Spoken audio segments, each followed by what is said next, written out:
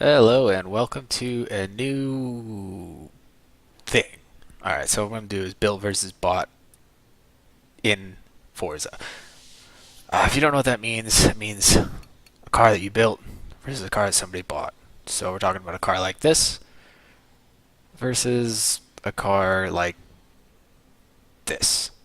Get it? So basically, one is crappy when you buy it, the other one's amazing when you buy it. The difference is somebody out there is building the car to make it as fast as a car like this. It's quite common. I mean, Netflix has a show on it. It's pretty awesome. Um, but we're going to do it in Forza, and we're going to start off with something. The one caveat I kind of have here is you can't be a race car. It has to be something that you can actually buy. So Mazda Miata is not something people would go out and buy and say, "Oh, I'm the fastest car." But a GTR, yeah, that's something that people would take to the track, stomp on some other dude, and it would suck. And the poor dude would be like, "I don't have that much money. I need to build my car up faster." So that's what we're going to talk about today. We're going to start off just basically doing 5 laps with the GTR, setting a time, and seeing what comes of it.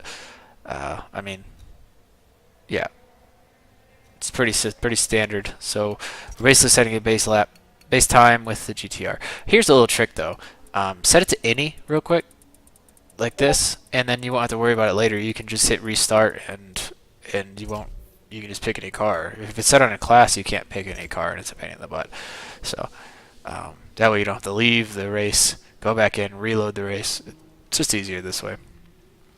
Anyways, I'm gonna go ahead and cut to the starting line. Welcome back.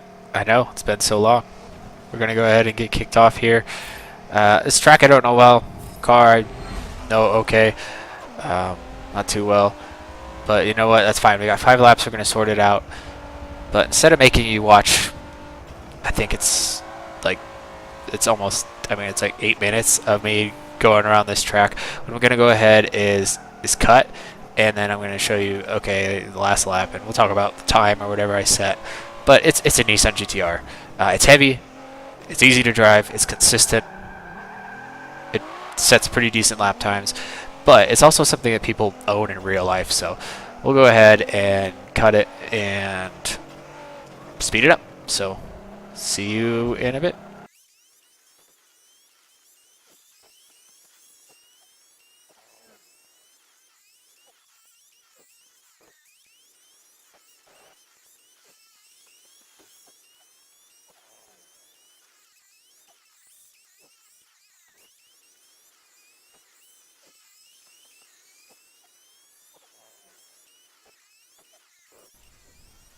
For some reason, the GTR sounds like a really angry bee when it's sped up.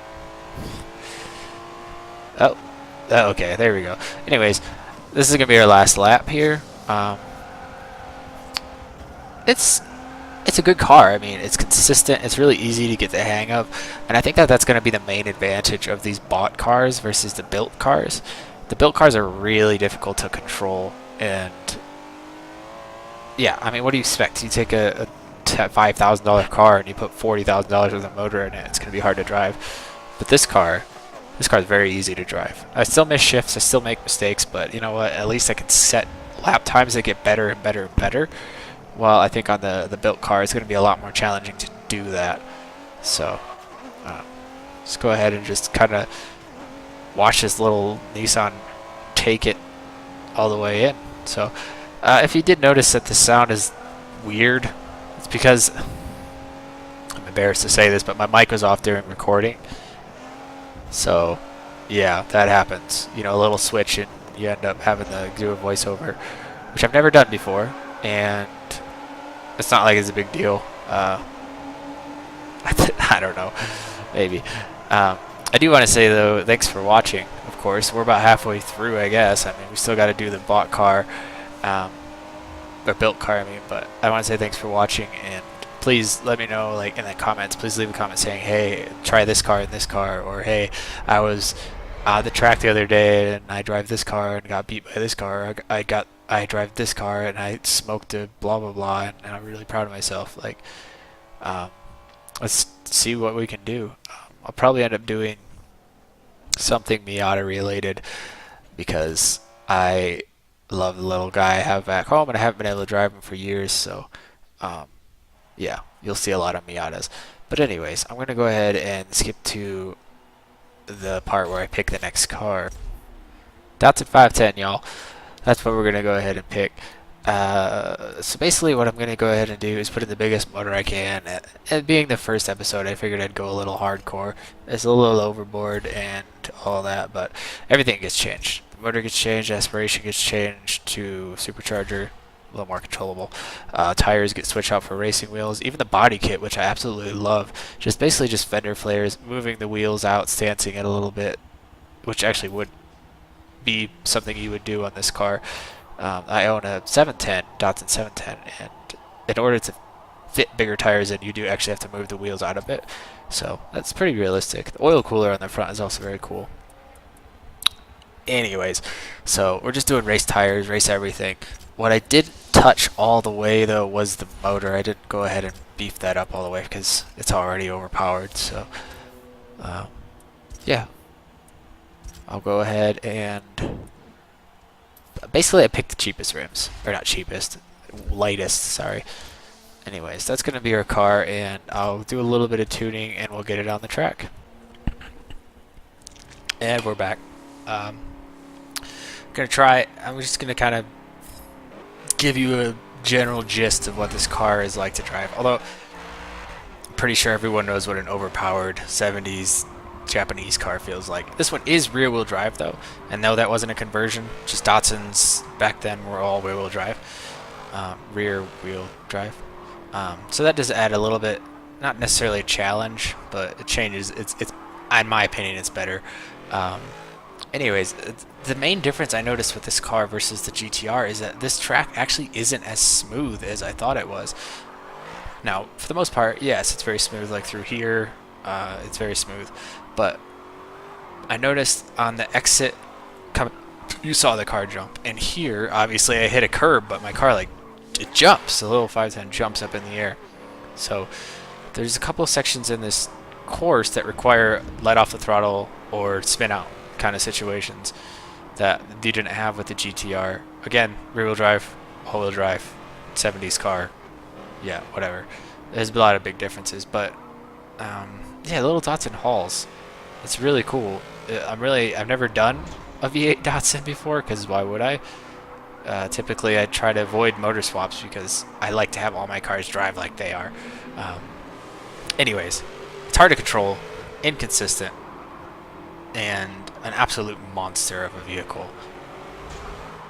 You can see just going around a mild sweeper like that, full throttle, it's just terrifying. So you have to be really throttle conscious, I guess you could say, during the drive through here. And you can see I'm only half throttle through that whole corner, otherwise I lose traction. Otherwise the car is facing the wrong direction. So what I accidentally did trying to build this car to compete with the GTR is I actually built myself a nice little drift car, and I'm going to definitely be playing around with it some more because it's pretty good as far as that goes. It's controllable, so, and all of this done with absolute race tires. It's pretty impressive. So I wouldn't say this car is uncontrollable, but it definitely has more challenges to it. So here we see that it gets down. Like, it's surprisingly good at going in a straight line, which I was not expecting. I was expecting it to be slipping and losing traction the entire time, but no, it's pretty good. In the corners though, yeah, it does not hold traction at all. That just comes down to less braking.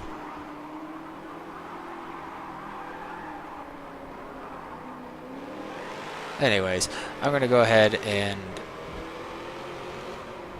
shut up and skip to lap number 5, and then we get the time. But the time for the GTR, the one that this little guy is trying to beat, is 124 and .752 if you really care about all that.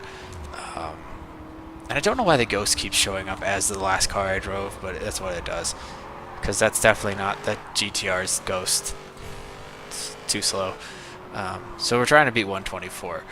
And if you've been paying attention to the lap times, we're pretty far off from that. But you know what? This car is incredibly fun to drive. So, alright. I will be right back. I have an idea. Instead of watching me go around the track 5 times, why don't we watch me try and drift and fail 5 times? This is the one time I think rewind is really important, because it's so frustrating having to try it over and over. Too much. Let's try again.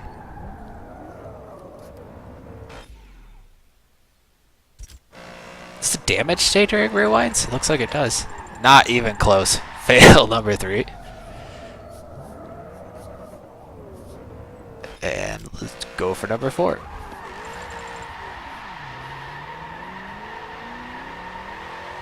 And no. Close. But I realized I didn't fail in the initiation. I failed right there when I unsteered. So, hold it. Nailed it. Aced it. Ready to rock. Alrighty, that's going to be Datsun Hoonage, and back to the race.